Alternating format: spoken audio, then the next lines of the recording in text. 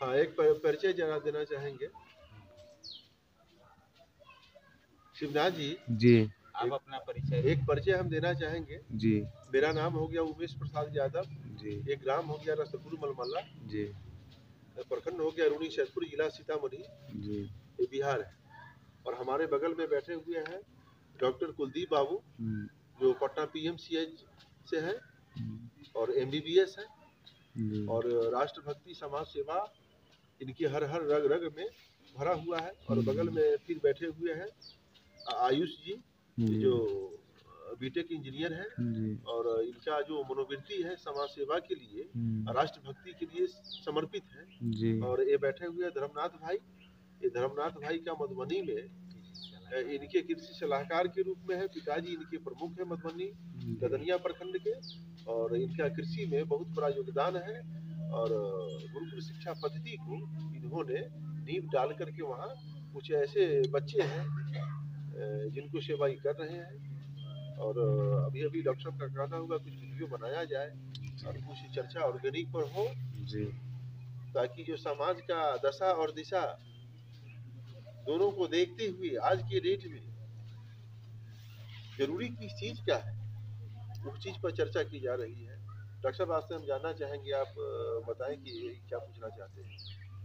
आप जो ये मेथी का जो हम एक एक देखना चाहेंगे जो आपके गार्डन में लगा हुआ है, जितनी भी यहाँ पे साग सब्जी फल फ्रूट जो भी लगे हुए हैं, हम आपका एक एक चीज पे ब्रीफ चाहेंगे, जैसा कि हम लोग को थोड़ा आगे उठ करके चलना भी होगा और एक एक चीज़ों को बताना होगा।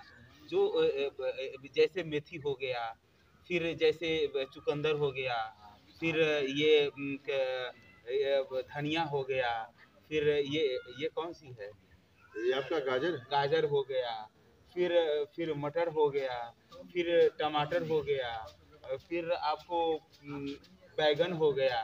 तो ये आप किस तरह का ये मल्टी क्रॉप एक ही जगह में तरह तरह की खेती कर रहे हैं, बिल्कुल या तरह तरह की खेती के माध्यम से कहना आपका सही हुआ है। आप नोट किया जाए, आप नोट भी करेंगे ताकि यहाँ जो भी खेती हो रही है ये सारी खेती ऑर्गेनिक, जिसमें एक भी रसायन का प्रयोग या पेस्टिसाइड हो, इंसेक्टिसाइड हो, किसी भी चीज का प्रयोग नहीं किया जा रहा। तो इसमें जो मल्टी क्रॉप ऑर्गेनिक खेती जो हो रही है, इसका पर्पस है मेरा कि रोग मुक्त लोगों को बनाना है। लोग जब तक ऑर्गेनिक फसल उत्पादन नहीं करेंगे तब तक रोग मुक्त हो ही नहीं सकते हैं। और संसार में कोई ऐसा दवा नहीं है कि दवा के माध्यम से उसको ठीक किया जाए। इसलिए लोग को ये नींव जो है, जड़ है, रोग मुक्त खेती, रोग मुक्त खेती करना है। तो आप जो भी क्रॉप देख रहे हैं वेजिटेबल का, सारे क्रॉप्स हैं, सारे क्रॉप्स का अलग अलग सिस्टम है, अलग अलग नाम है।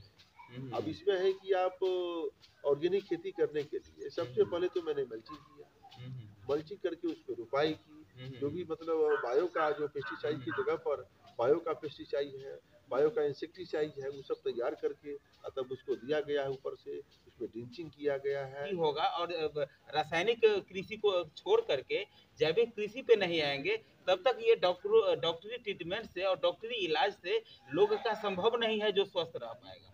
बिल्कुल, ये समस्या पूरे देश में, ये समस्या जो पूरे देश में 1971 के बाद पूरी तेजी से बढ़ा।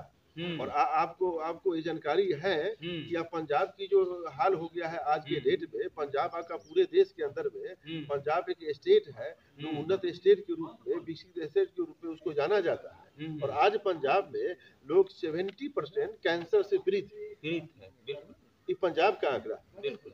और पूरे भारत में 30 से 40% लोग आपका डायबिटीज से पीड़ित। ये समस्या दिन प्रतिदिन बढ़ते जा रहा है। और सरकार की ध्यान जो है आकृष्ट अपनी ओर कराना चाहेंगे कि सरकार इसमें आगे बढ़ करके जैविक खेती का बढ़ावा जो दे भी रहे हैं, तो उसको लोग प्रैक्टिकल के रूप में उसको करावे, ताकि किसान इस चीज को समझे। यह जैविक खेती हुआ है, इसमें एक भी रासायन का प्रयोग नहीं है। अब इसके बारे में आप जान लें कि जितने भी जैविक आपका वेजिटेबल है, इसको कैसे इसको लगाया गया, वर्मी कंपोस्ट के द्वारा। मेरे पास वर्मी कंपोस्ट का 30 पीट है, 30 पीट से वर्मी कंपोस्ट उत्पादन हम करते हैं। उत्पादन करके इसको मल्टीप्लाई करा करके बेस्ट डिकम्पोजर से और तब इसको सॉइल में दिया जाता है। सॉइल लेस खेती भी हम करते हैं। बेडलेस खेती भी करते हैं और हाइड्रोपोनिक खेती भी करते हैं। तो यहाँ तत्काल तो आपके इसके बारे में बताते हैं, इसको मल्चिंग में नहीं।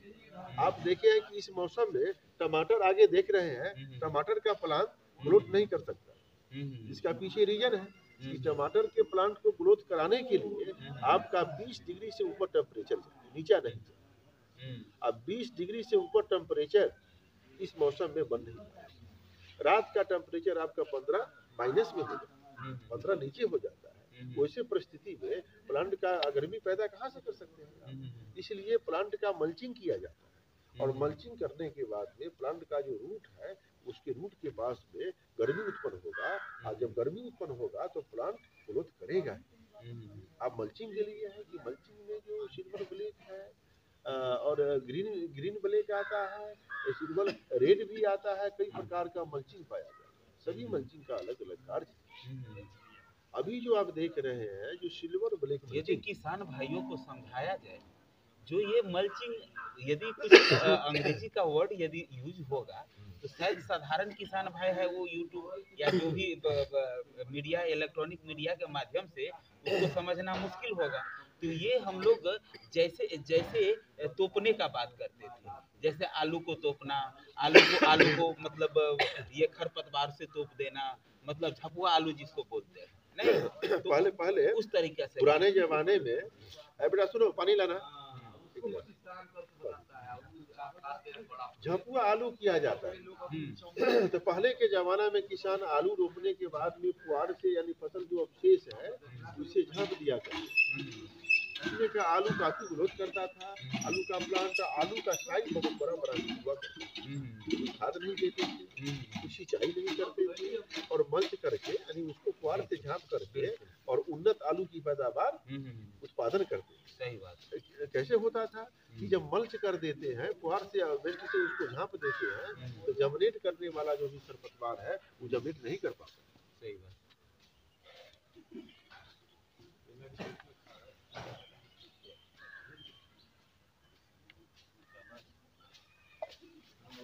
दूसरा फायदा ये भी होता है कि धरती में नमी बना रहता है। तीसरा फायदा ये भी होता है कि धरती में आपका गर्मी बना रहता है, तो प्लांट को गर्मी भी चाहिए, नमी भी चाहिए और पोषक तत्व जो है बाहर आकाश में उड़ता नहीं।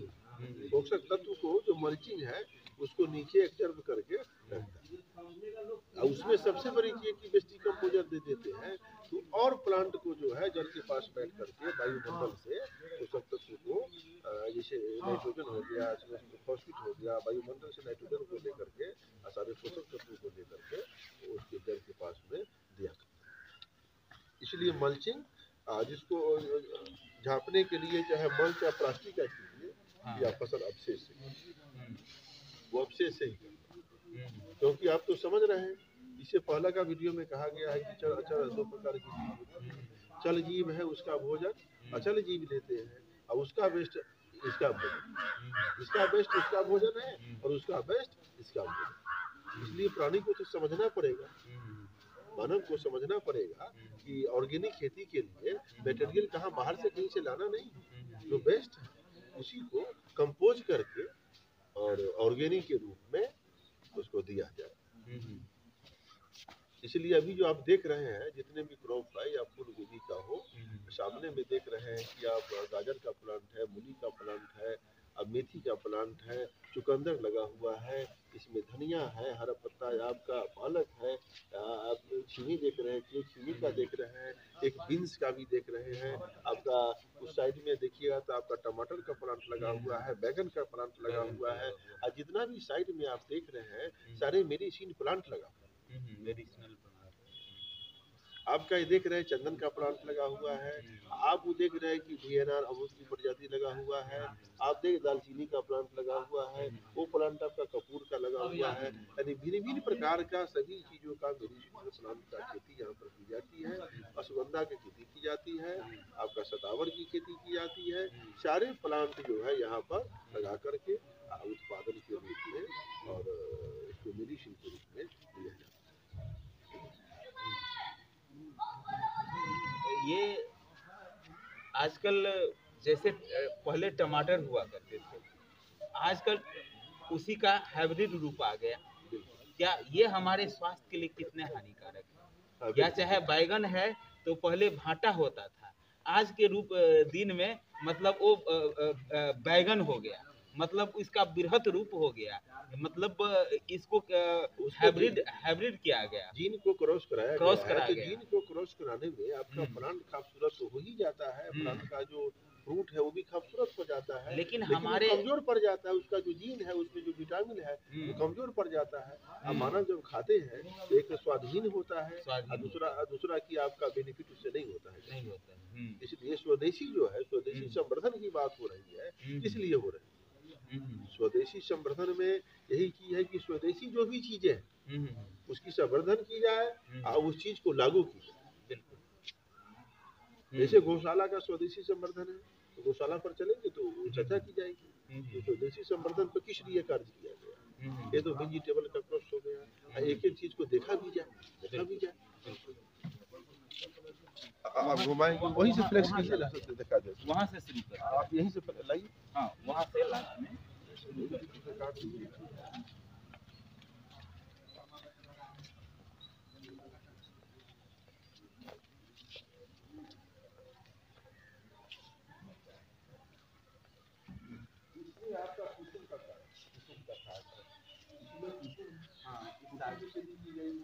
कुसुम का साग मानव के लिए बहुत लाभदायक होता है। अब देख रहे हैं हमारे स्वास्थ्य के लिए, देख लीजिए सारे प्लांट लगा हुआ है। ये आपका रुद्राक्ष का प्लांट है, टीकू है, ये टीकू का साग आप देख रहे हो कि आइए देखिए, खुशबू अभी निकला नहीं है, खुशबू अभी निकला हुआ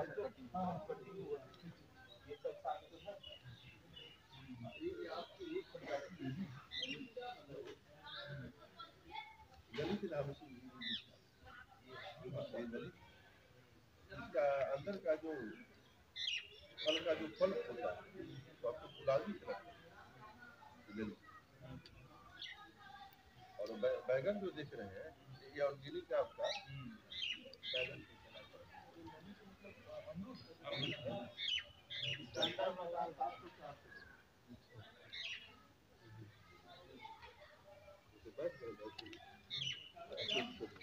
अभी देख रहे हैं कि साइड से बैगन लगा। हाँ, बैगन के बारे में बताएंगे, ये वैरायटी के बैगन है और इससे क्या क्या अब देखा जाए बाजार में हमारे स्वास्थ्य के लिए वेजिटेबल जो आते हैं आयुष जी, इसमें सबसे बड़ा रोल होता है मानव को किडनी को खराब करने के लिए, लीवर और ब्रेन के चौक करने के लिए ये बैगन है। बैगन में होता क्या है, बैगन में आज दवा दिया गया, कल बैगन तोड़ करके बाजार में डाला जाता है और उस बैगन को हम आप खाते हैं और उसका किडनी खराब होता है, और अगले दिन ही वो सड़ा हुआ मिलता है, डेरा में लाते ही वो सड़ जाता है। मुझे कहना है, इधर आ जाए, मुझे कहना है कंपनी वाले वैज्ञानिक कहते हैं जो भी पेस्टिसाइड है उसको छिड़काव आप करते हैं तो सारे शरीर को कपड़ा से ढक लिया, नाक में मास्क लगा लिया, ग्लव्स को पहन लिया, जूता को पहन लिया जाए, चश्मा लगा लिया जाए, तो मेरा कहना है उसको छिड़काव करने के लिए सारे चीज से ढक लिया जाता है। इतना बड़ा विषैला जहर है, उसको खाया कैसे जाएगा? सही बात, उसको खाया कैसे जाएगा? क्या इस पे सरकार का नजर नहीं जा रहा है? बिल्कुल सरकार को तो चाहिए पेस्टिसाइड जितने भी है, पेस्टिसाइड वाले सारे कंपनियां को बंद कर देनी चाहिए। अब बैगन है, ये ऑर्गेनिक है, बैगन में सबसे बड़ी गड़बड़ी होती है कि आप बैगन लगाते हैं तो कीड़ा का इतना प्रकोप होता है उसको रोक नहीं पाते, इसलिए किसान की मजबूरी होती है कि पेस्टिसाइड से उसको कंट्रोल करें। और आज पेस्टिसाइड के प्रयोग करते हैं, कल बाजार में नहीं ले जाते हैं, 2 से 4 दिन के बाद फिर उसमें कीड़ा अटैक। ऐसे परिस्थिति में धर्मनाथ जी, ऐसे परिस्थिति में बैगन में मल्च बहुत बड़ा काम कर रहा है। मल्च लगा देने से अटैक कीड़ा का नहीं, नमी बना रहता है, जड़ के पास भी कीड़ा नहीं रहेगा, क्योंकि मल्च लगाने से आपका धरती में सॉइल में गर्मी बना रहेगा, कीड़ा प्रवेश नहीं करेगा, प्रवेश करेगा तो वहां से उसका नेचर भागना शुरू हो जाएगा। दूसरा नंबर की बेस्ट डिकम्पोजर का स्प्रे किया जाता है, बेस्ट डिकम्पोजर का स्प्रे करने से जितना भी फंगस होगा उसको ही खा जाएगा। और दूसरा को ऐसा नेचर बना देगा कि फिर भागना स्टार्ट करेगा, दूसरा अलग करके आना स्टार्ट करेगा। और इसमें रसायन का प्रयोग नहीं हुआ, लेकिन एक भी कीड़ा बैगन को बता नहीं सकता। इसका कारण एक ही है, कंपोजर और इसका जो मल्च। ये कौन सी कलर की बैगन है? ये आपका हल्का ब्लैक रहता है, बैगनी। हाँ, ये हार्ट के लिए शायद काफी यूज है। हार्ट के लिए कहा गया है कि बैगन की जो साइज है, जो आकार है, उसी प्रकार का हार्ट होता है।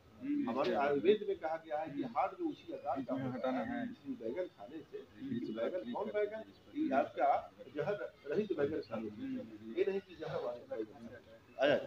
जहर मुक्त। शिवनाथ जी, ये गोभी के बारे में बताया, क्लिक करिए बीच वाला, जैसे बीच में है ऐसे डिलीट करना, इसके बारे में बताया है। इसका जो मार्केट के ही साइज से बड़ा साइज है। अब इसको देखा, ये ऑर्गेनिक का इसमें कितना कीड़ा नहीं लगा, कितना खूबसूरत है, कितना कलर इसका बहुत, एक भी कीड़ा नहीं है। लोग कहते हैं कि खाद अगर हम नहीं देते हैं रासायनिक, मेरा गोभी जो है बड़ा साइज का नहीं आ सकता। मैं आपको दिखाना चाहूंगा कि साइज को देखिए कि क्या 1.5 kg का साइज का है कि नहीं है। आराम से है, आराम से है। किसी भी लेबोरेटरी में जाकर के जांच किया जाए, एक बूंद भी रासायन इसमें नहीं। यही गोभी मॉल वाले अडानी और अम्बानी जो है 300 के केजी में बेच रहे हैं मॉल में रख कर।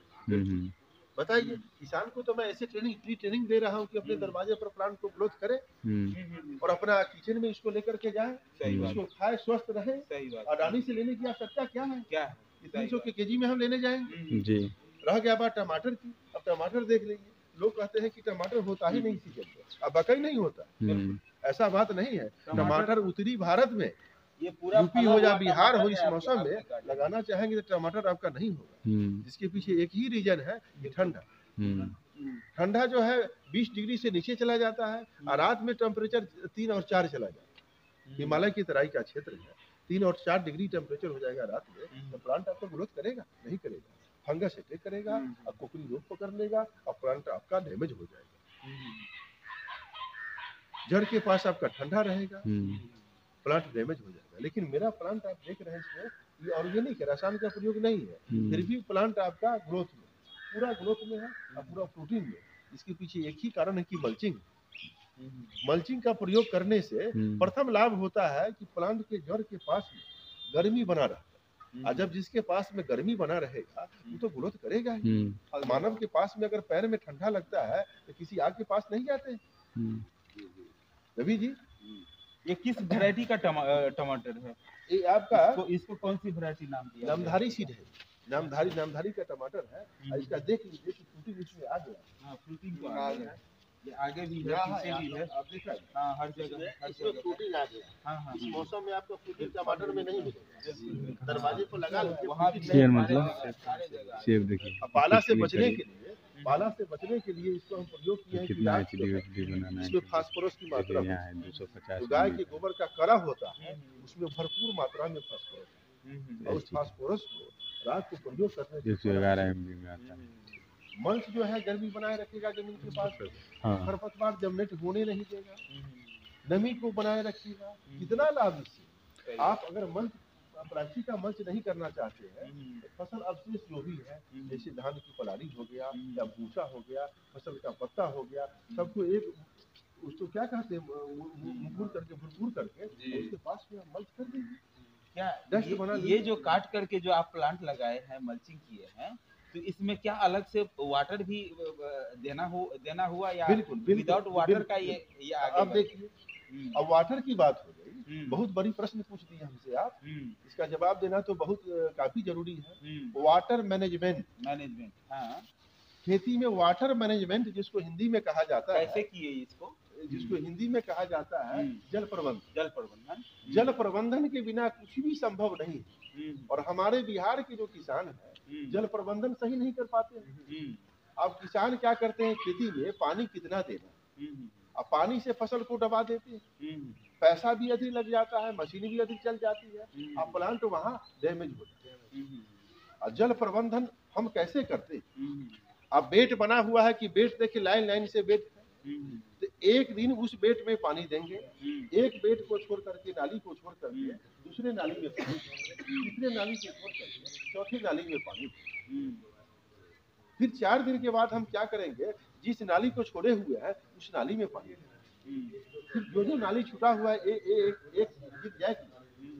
प्लांट को लगाते हैं तो एक एक नाली को छोड़ करके पानी देते हैं और फिर दूसरा नाली को छोड़ करके 4 दिन के बाद पानी देते हैं। उससे होता क्या है कि ऐसे ये टमाटर का प्लांट, अब यहाँ पर पानी इसमें दे देते हैं पूरा पानी लेवल करके, अब उस साइड के नाली में पानी दे देते हैं लेवल करके। अब मल्चिंग लगा हुआ है तो होगा क्या कि प्लांट को ऑक्सीजन चाहिए जड़ से, बिल्कुल चाहिए, तो प्लांट तो ऊपर से भी काम करता है नीचे से भी काम करता है।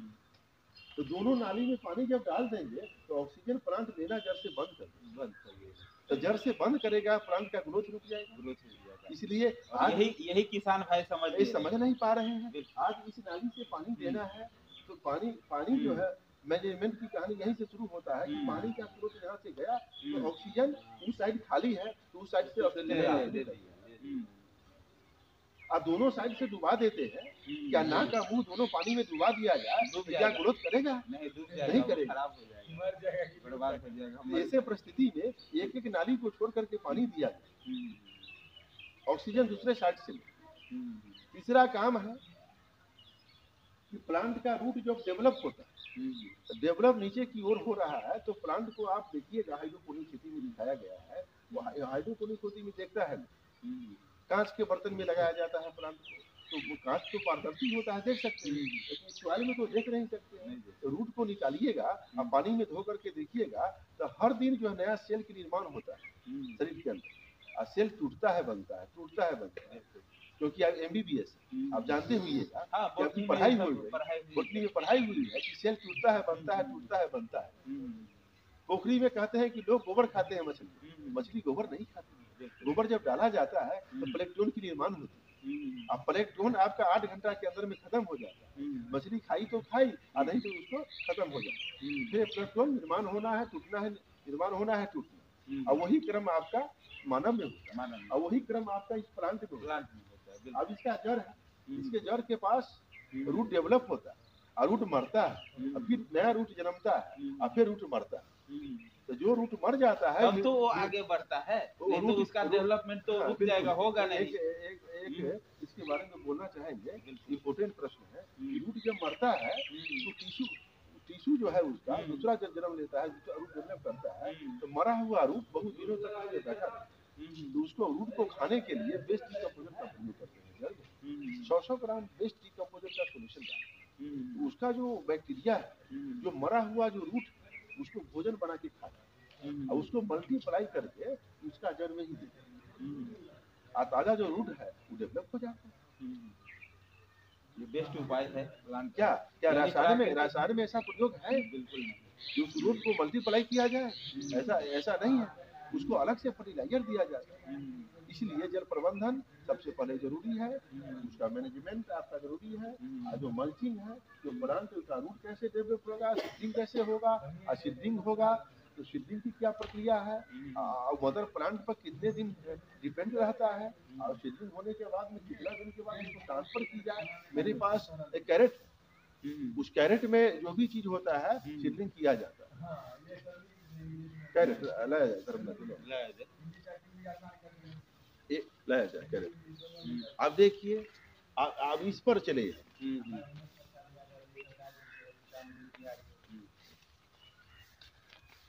ये हो गया कैरेट।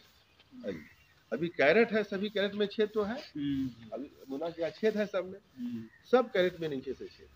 इस कैरेट में सीडलिंग किया जाए। ठीक है, 3 है तो कोई बात नहीं है, इसको निकाल दिया जाए। अब छेद लगेगा, छेद बुझा रहा है ना। अब देखिए, एक कैरेट, किसान को कभी भी इस कैरेट में ही सीडलिंग करना है। इसका मटेरियल आता है आपका सॉइल लेस, कोकोपीट, वर्मीकोलाइट और परलाइट। नोट किया जाए, कोकोपीट, वर्मीकोलाइट और परलाइट। कुछ और परलाइट, कुछ जो है उसमें वर्मी कंपोस्ट मिलाया जाए। अब वर्मी कंपोस्ट मिला करके उसमें इसको एक मटेरियल, इसका मीडिया तैयार किया जाए, और उस मीडिया वो जमनेट बहुत अच्छा से करे। जितना टेम्परेचर की आवश्यकता है, पोलोथीन, व्हाइट पोलोथीन इस पर डाल दिया जाएगा। टेम्परेचर गर्मी बनेगा, और गर्मी से सीडलिंग आपका 1 सप्ताह में जमनेट करने वाला है, वो 4 दिन में ही जमेगा। अब फिर इसको जब निकालते हैं यहाँ से तो रूट नहीं टूटेगा, मीडिया के साथ ही निकल जाए, और उसको जहाँ पर लगाना है उसको लगा देते हैं तो रूट आपका डेवलप करता है। सॉइल में से किसी सीडलिंग को निकालते हैं उसका रूट टूट जाता है, तो 15 दिन तो उसको ग्रोथ करने में लग जाता है, होश आने में लग जाता है। तो किसान कभी भी करे सीडलिंग इसमें से। इसका मार्केटिंग आपको मिल जाएगा, सिटी में पटना में मिलेगा, इधर तो नहीं मिलेगा, इधर तो नहीं मिलेगा। और वैसे तो हम तो किसी किसान को दे ही देते हैं कि ऐसी, लेकिन इससे काम नहीं ना चलेगा। इससे काम शिवनाथ जी आया जाए, बहुत सारा काम है गौशाला में। अच्छा इधर हो गया गौशाला में चलिए। अब देखिए कि ये मेथी साग के रूप में किया गया है। जितने भी सब्जियां बनाते हैं घर में सभी में ही डाल करके इसको सब्जी के रूप में इसको यूज कर सकते हैं। और मेथी में जो गुण है वो तो किसी से छुपा नहीं है बिल्कुल। इसका साग, पालक का साग, बथुआ का साग, सरसों का साग सभी एक मिक्स करके और जो आपका घर का जो आटा है उसके साथ मिला करके तब उसको रोटी बनाए, तब उसको खाए, तब उसका सेवन करें। अब ये हो गया गाजर हो गया। अब गाजर है तो गाजर तो बहुत सारा काम में आ सकता है। गाजर ये तो डायबिटीज में भी काम आते हैं, ज्वाइंट पेन में भी काम आते हैं, डायबिटीज में काम आते हैं, लीवर का जो प्रॉब्लम है उसमें काम आते हैं, बहुत सारा मेडिसिन गुण इसका है, बहुत सारा मेडिसिन गुण है। आपका गाजर है तो इसको हलवा बना के खाए, मलपुआ बना के खाए, सलाद बना के खाए। लेकिन ये गाजर आप इतना घना लगाया तो जिस तरह का मार्केट में गाजर आ रहा है क्या उसी तरह का आएगा या ये पतला हो जाएगा? नहीं, उसी तरह का होगा। ये कौन सी वैरायटी है गाजर? एक बार इसको निकाल लिया जाए, एक बार इसको निकाल लिया जाए। देख अब इसमें से मोटा वाला होता है, मोटा वाला होगा तैयार। अब देखिए ये गाजर बैठा हुआ है, इसमें से जो बड़ा होगा एक बार में इसको निकाल ली जाएगी और इसको हलवा बना करके, मलपुआ बना करके यूज किया जाएगा गाय के दूध में, जिसका जवाब ही नहीं होगा। सही बात, सही बात। और फिर आ गया चुकंदर, आ गया ब्लड को, हेमोग्लोबिन को बढ़ाने के लिए चुकंदर सबसे बड़ा काम करता है। क्या चुकंदर इसमें आ गया है? बिल्कुल आ गया, आया हुआ है, आया हुआ है। नहीं तो लाले साग में समझ रहे थे तो बतलाइए साइज क्या हुआ या क्या साइज? मोटा है अभी अभी कहाँ से मोटा होगा? हमको नहीं लग रहा है कि बड़ा हुआ है। निकल गया। ठीक है, इतना तो पटना में मिलता ही है छोटे छोटे। अब देखिए चुकंदर, ये चुकंदर हो गया, जो व्यक्ति इसको खाएंगे सही बात, उसको तो शरीर में पूरा रक्त भर जाएगा। हाँ इसमें जितना बच्चा खाया जाए। इधर घूम जाइए, नहीं इसको साइज का साइज आप हट जाइए यहाँ से, बड़ा बड़ा साइज भी आता है, बड़ा बड़ा साइज आता है ना, आपको बढ़ा देगा खाने लायक नहीं है, खाने से बीमारी होगा। तैयार कीजिए 4 कट्ठा 3 कट्ठा 2 कट्ठा जिसको वो देख रहे हैं आपका शिमला मिर्च, ये आपका फूल गोभी हो गया। अच्छा ये शिमला मिर्च ये फूल गोभी हो गया। बताइए, जबकि अपने यहाँ तो शिमला मिर्च नहीं होता है। आप पूछ सकते हैं कि गेंदा का फूल आप क्यों लगाए? हाँ गेंदा का फूल क्यों लगाए? अब बताइए गेंदा का फूल लगाने के क्या रीजन? 2 रीजन। अच्छा, एक रीजन है मेरे लगाने का, 2 रीजन है। एक रीजन है जितना भी इंसेक्ट होगा ये अटैक करेगा, इसका जो गंध है उसे इंसेक्ट भागेगा और प्लांट पर अटैक नहीं कर सकता। आप देखिए कहीं कीड़ा नहीं है, इसका एक कारण है गेंदा का, इसका जो गंध है वो पूरा बिखर रहा है, बिखरने के बाद इंसेक्ट भागेगा। और दूसरा चीज है कि खूबसूरती भी है, 2 रीजन। और यहाँ पर एक पत्थर चट्टा लगा हुआ है, एक इधर लगा हुआ है, एक उधर लगा हुआ है। आप देखिए पत्थर चट्टा हो गया शिवनाथ जी। अच्छा पत्थर चट्टा यही है, ये पत्थर चट्टा का प्लांट। किसी को अगर किडनी स्टोन हो गया है तो एक पत्ता प्रतिदिन पत्थर चट्टा के अगर खाते हैं तो पत्थर चट्टा से उसका किडनी स्टोन जो है, कहा गया है कि 10 mm तक के स्टोन को गलाने का क्षमता इसके पास। हाँ, इसके पत्ता को उबाल करके भी, इसका पत्ता को उबाल करके 4 से 5 पत्ता ले लीजिए, 4-5 पत्ता ले करके उबाल करके पिया अगर पानी पिया जाए तो उससे भी 1 सप्ताह के अंदर किडनी स्टोन, लीवर, खत्म हो जाना है। कोई भी अल्ट्रासाउंड करा करके जो भी चीज लगा, अभी गोल्डन पाम लगा हुआ, ये भी पूछ सकते हैं कि क्यों लगा, इसका क्या विशेषता है। ये शो प्लांट है ना, शो प्लांट तो है ही, शो प्लांट तो है, इसका गुण, इसका कारण, इसका कारण है कि बहुत सारे पाम है, सारे पाम जो है 24 घंटा ऑक्सीजन, और जहाँ हम बैठते हैं, जहाँ हम रहते हैं, जहाँ हम सोते हैं, वहाँ ऑक्सीजन की ज्यादा आवश्यकता है। इसलिए बड़े बड़े होटल में देखिएगा एरिका पाम है, गोल्डन पाम है, इस सभी प्रकार का पाम लगाया जाता है, 24 घंटा ऑक्सीजन देता है। इसलिए लगाने का दो पर्पस है, खूबसूरत भी है और स्वास्थ्य के लिए लाभप्रदक भी। अब इसमें लगा हुआ है मनी प्लांट, इसमें देख रहे हैं कि इसमें मनी प्लांट, लोग कहता है कि पैसे देने वाले प्लांट, ये पैसा कैसे दे सकते, लेकिन ये पैसा नहीं देते, पैसा स्वास्थ्य दे रहे हैं, पैसा कैसे दे सकते। इस वायुमंडल, यहाँ तक के क्षेत्र में, इस वायुमंडल में यहाँ तक रेंज है 100 मीटर तक, अगर कोई प्रदूषित गैस अगर आ गया तो उस गैस को मानव पर अटैक करने से पहले उसको एग्जर्व करते हैं, क्षमता मनी प्लांट। विषैला कोई भी गैस आ गया उसको एग्जर्व करते हैं। ये चाहे मनी प्लांट हो या कोई भी प्लांट हो, इसका प्रचार प्रसार ही सही तरीके से न होने की वजह से हमारे लोग इसको दूसरे यूज में ला लेते हैं, दूसरे तरह का बात समझने लगते हैं। और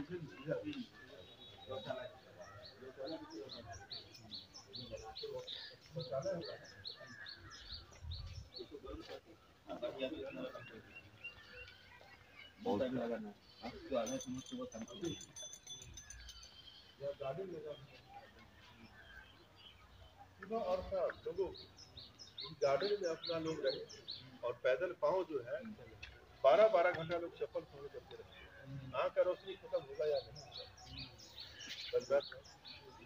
तो लोग तो चप्पल निकाल के रखना। पुराने जमाने में लोग पहनते थे, खरपा पहनते थे, खराब पहनते थे, अब उसको केवल प्लास्टिक के चप्पल पहन रहे हैं, आँख की रोशनी तो खत्म हो गई। तो चप्पल को हटा करके गार्डन में टहले, ऐसी पैदल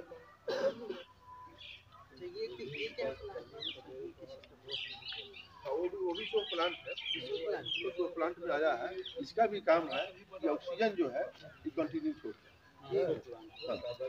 लाया जाए इसको प्लांट।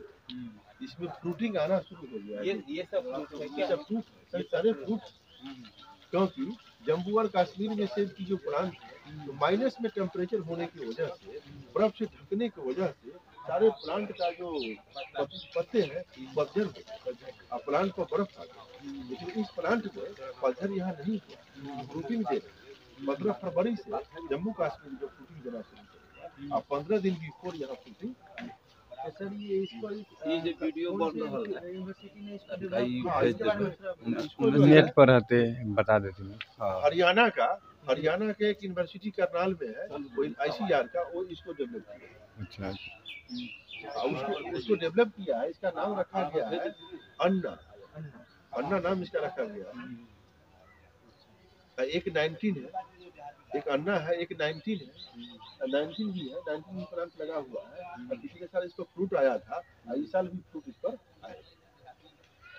मालभोग प्रजाति केला का ये जो देख रहे हैं, ये अपने यहाँ से लुप्त हो।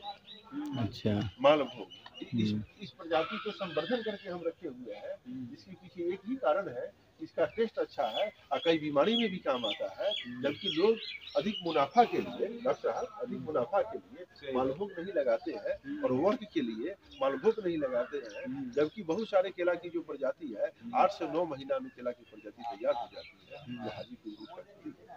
और प्रजाति है 13 महीना में G9 की तैयार होती है, और प्रजाति है 15 महीना में तैयार होती है। लेकिन एक ऐसा प्रजाति 2 साल में तैयार होती है। इसलिए लंबा टाइम होने की वजह से किसान इसको लगा नहीं पाते। दूसरा नंबर, सफाई खोजता है, इसके जड़ के पास में सफाई होनी चाहिए। गंदगी अगर होगा, इसमें चींटी का अटैक होता है और प्लांट हो जाता है, फल इसमें किसान को स्वदेशी संवर्धन नहीं करेंगे, ये सारे चीज लुप्त हो जाएंगे। आज मालभोग नहीं मिल रहा है आपके पास और नहीं खा रहे हैं, उसका संरक्षण और संवर्धन करना होगा जी। गौशाला में चलेंगे, गौशाला में अच्छा करने के लिए उसको बनाना पड़ेगा। ऐसे कोई भी चीज